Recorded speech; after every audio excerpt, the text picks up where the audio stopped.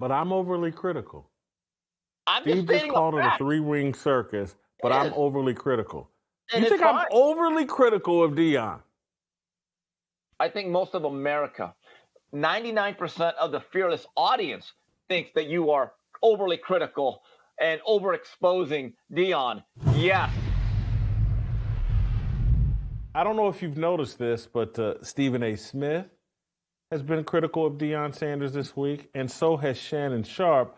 I want to play both of these clips. Let's play them back-to-back. Stephen A. Smith first, then Shannon Sharpe. And then I'm going to tell you my theory on what's going on here, Steve, and then we'll get your reaction. Let's play the clips. It's an absolute disgrace. Unacceptable.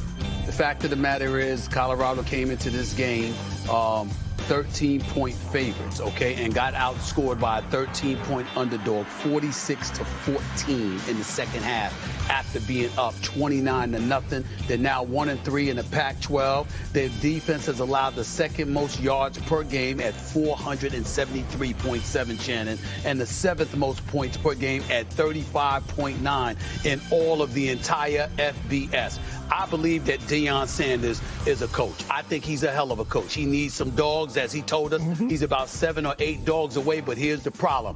The players got caught up in the shine their coach generated. And I'm calling out his son, Shedeur Sanders, who I love and I think has star written all over him. But whether it was you or by accident, it was somebody on your social media team, you cannot have something being posted at halftime of a damn game. Tom Brady and your dad already joked with you about what you were driving around with and how you needed to be in the film room. Well, guess what? It is no longer a laughing matter. Y'all are getting your ass kicked. Show up, stand up, because your daddy, and to the players on that squad, your coach is as much bravado as he had, as much swag as he had.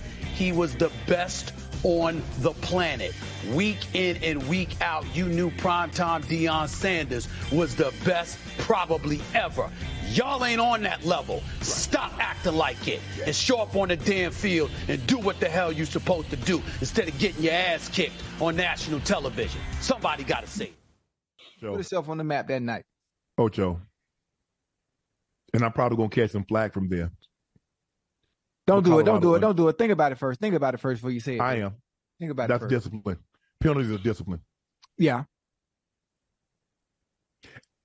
I'm not saying I know what coach says publicly, and I know what he says privately because I've had this conversation with him. We went to the hall together in 2011. Yes, sir. Me and that man talked up until probably he got to Colorado. We would talk sometimes 2-3 times a week. Mm-hmm. So I know what he's trying to get done. But right now, Colorado is a very undisciplined football team, and it's hard to overcome those type of mistakes. Mm-hmm. It's hard. You've got to get out of your own way, and right now they're not getting out of their own way, right? And that's frustrating. 29 points. Right. Forget the defense. I don't care about the defense, because guess what? When they score 7, guess what? They kick the ball off to you. You can go back down the field and score also. Mm-hmm. But they've got to do a better job. They've got to fix that. And coach Prime get up after every press conference and he say penalties. Mm-hmm. Now, something is getting lost in translation. Either the message that you're getting is not being received, mm-hmm. or how you're delivering the message isn't being received. But there's a disconnect somewhere, because you can't keep having double-digit penalties.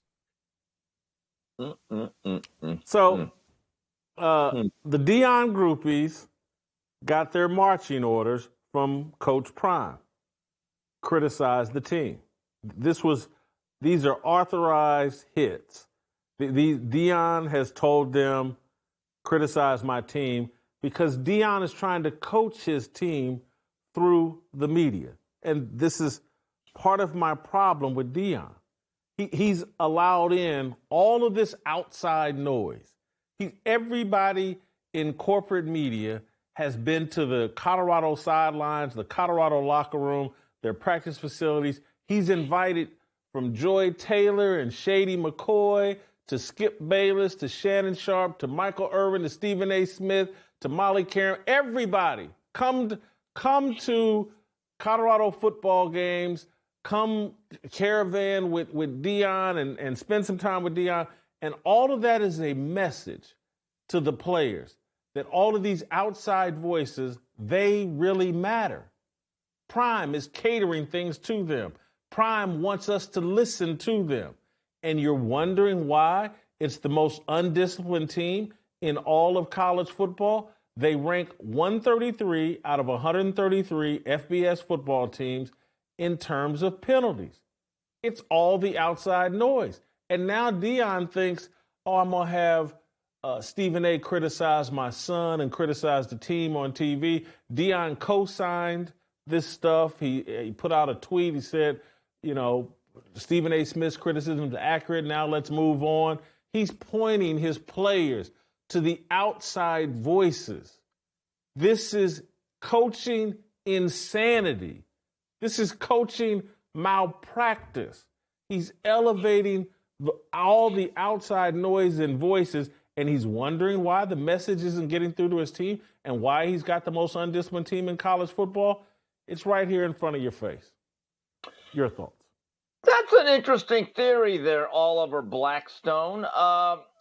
But I have heard other coaches say, like Bill Parcells, that you coach the team through the media. I know that's a wide-held belief.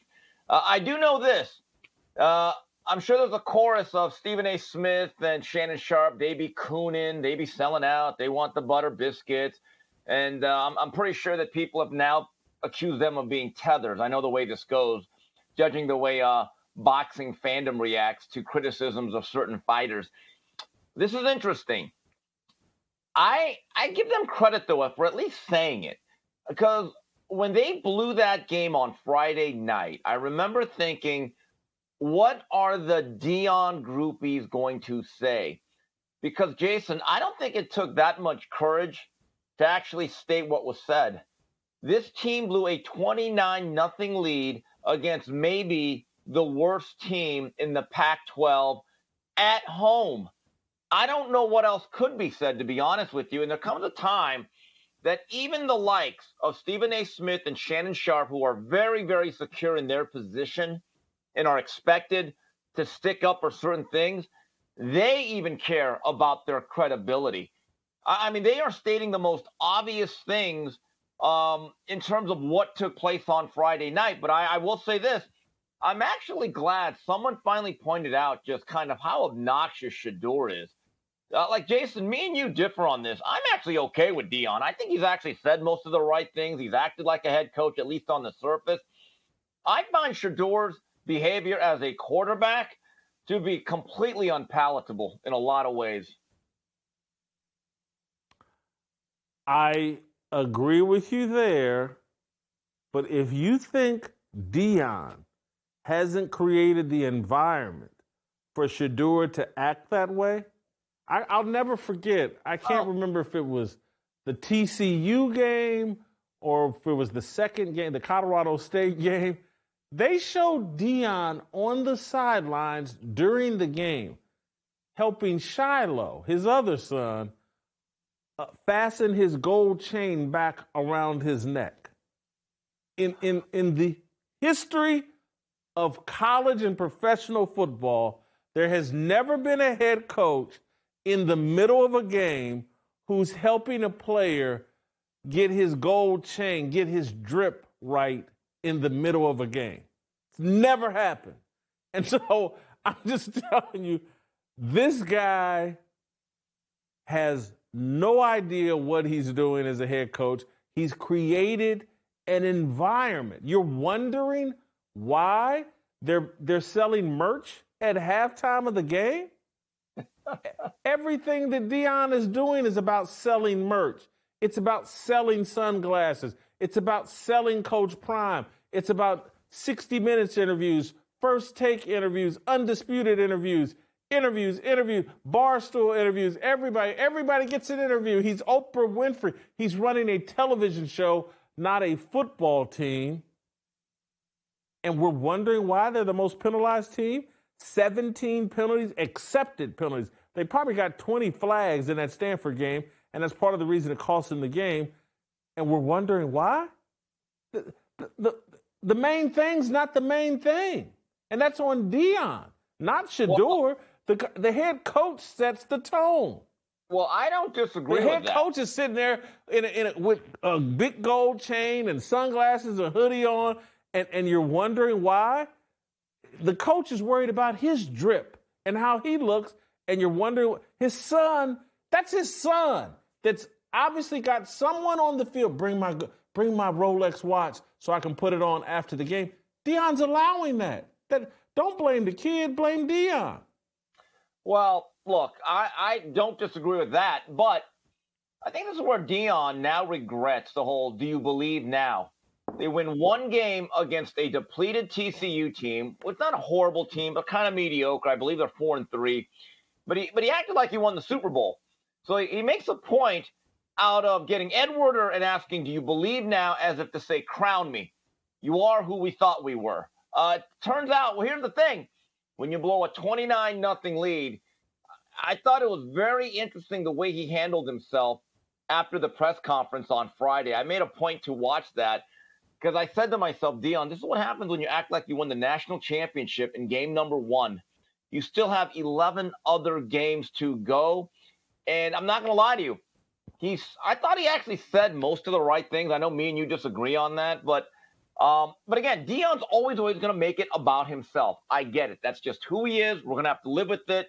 But now the challenge really begins. We're going to see what type of leader Deion is, because you look at that Pac-12 gauntlet, Jason, they may not win another game. I don't think they're going to be favored going into any game the rest of the 2023 season. Cosell, is Deion funneling you money? Are you on the payroll too?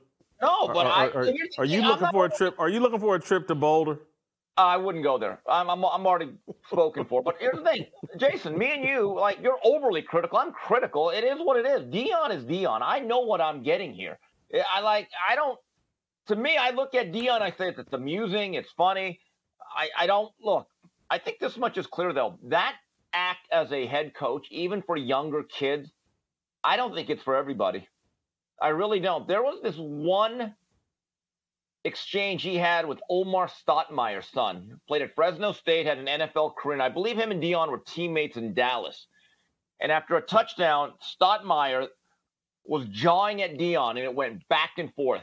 And I'm thinking to myself, oh, this is going to be important. And the kid kept jawing. Deion never nipped it in the bud, and I said, that's an issue.